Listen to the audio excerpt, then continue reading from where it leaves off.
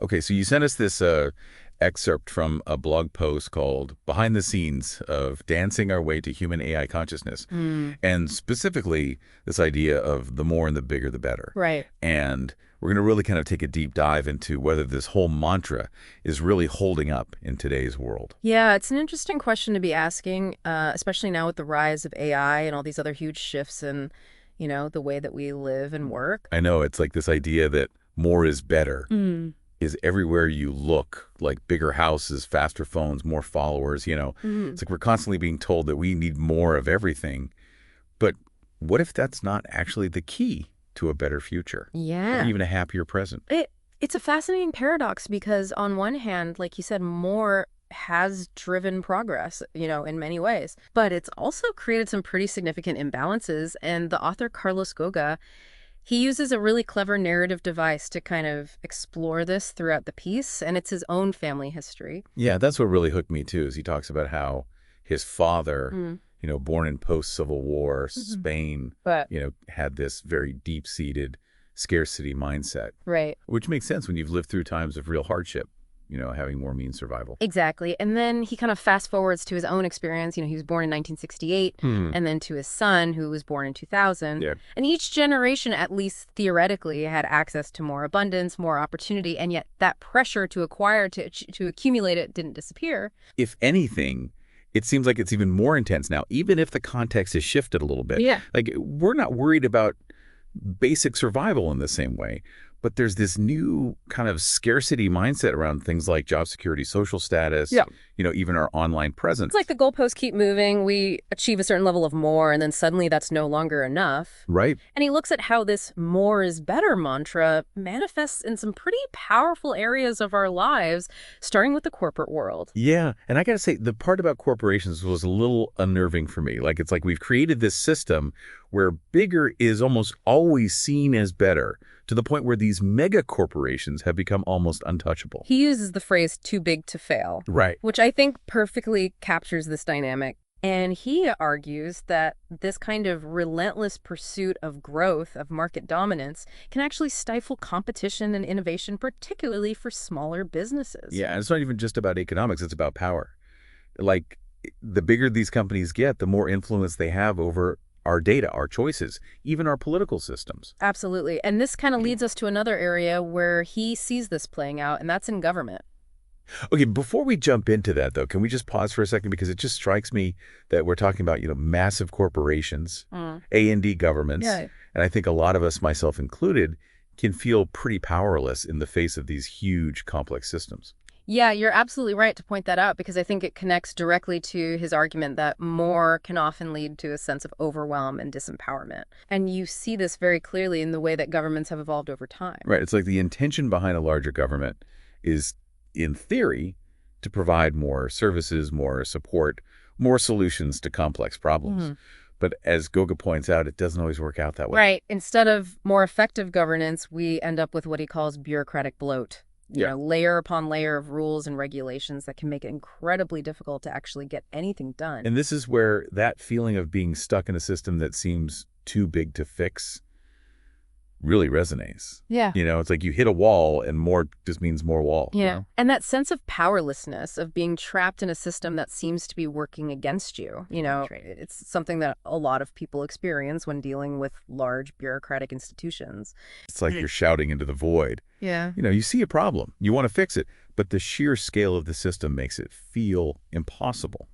Right. And the author argues that this feeling of disempowerment is one of the unintended consequences of blindly following this more is better mantra. Okay. And it's especially relevant, I think, when we look at the world of big tech. Yeah, because if there's one area where bigger is better seems to still be the dominant philosophy, it's definitely in tech. Yeah.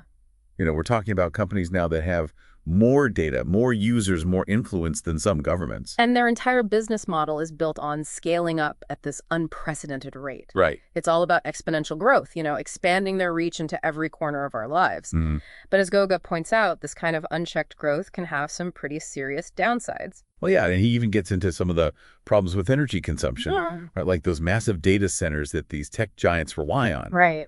I mean, they use an incredible amount of electricity, which of course has a huge impact on the environment. It's a perfect example of how more in one area can lead to unintended consequences in another. Yeah. And he suggests that this is where we need to be cautious about just assuming that bigger is always better, especially when it comes to emerging technologies like AI. Especially AI, because with AI, we're not even just talking about bigger and faster versions of existing technology. We're talking about potentially creating something that could fundamentally change what it means to be human. Exactly. It's a whole other level. Yeah, and this is where that sense of urgency, I think, comes in. If we're so caught up in this race to create more powerful AI, are we taking enough time to really consider the ethical implications, the potential risks, It's like that old saying, just because you can doesn't mean you should.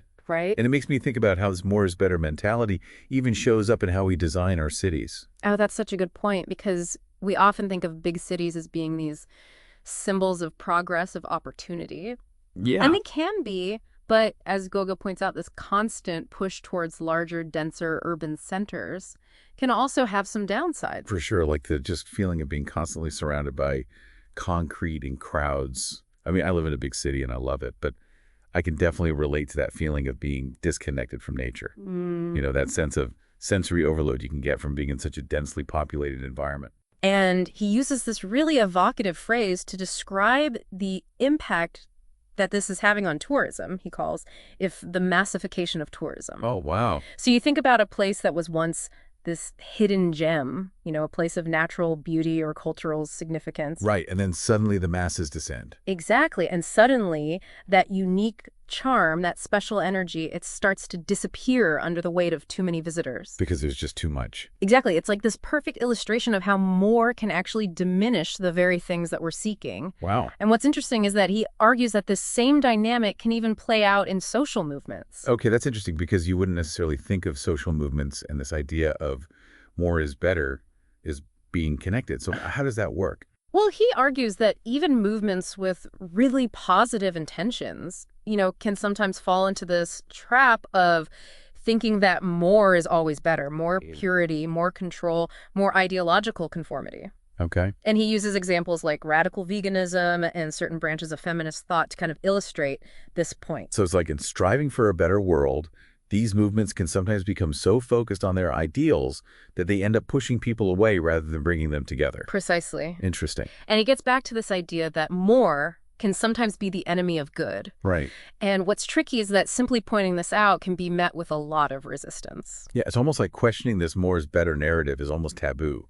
Right. Because if more isn't the answer, then what is, and it can feel very overwhelming to even think about challenging something that's so deeply ingrained in our culture. And yet that's precisely what he's inviting us to do. Yeah. He even draws a parallel to early Christianity. How it started as this radical movement for change, but then as it gained power and influence, it became more rigid, more hierarchical. You think about how, early Christianity evolved into the Catholic Church. Yeah, that's a really interesting comparison. So is he saying that something similar can happen with any movement that becomes too attached to a single rigid ideology, even if it starts with the best of intentions? Exactly. And he suggests that one way to avoid this trap is to try to embrace a more balanced, nuanced perspective. Okay. And he brings up this fascinating concept from Aristotle, the golden mean. Okay, so we're finally getting to the what is part. So what is the golden mean and how does it apply to this conversation?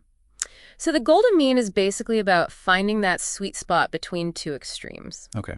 So Aristotle believed that true happiness and virtue didn't come from going to one extreme or the other, but from finding balanced moderation. So not too much, not too little, kind of like finding that perfect bowl of porridge. Exactly. Right. And in the context of more is better, it's about recognizing that there's a point where more stops being beneficial and actually starts to work against us. Okay, that makes sense. But like practically speaking, how do we actually apply this golden mean to our lives? Especially when we're constantly being bombarded with messages telling us to want more, buy more, BE. Well, he offers some really practical advice. One suggestion that I found particularly powerful is this idea of feeding what you want to grow.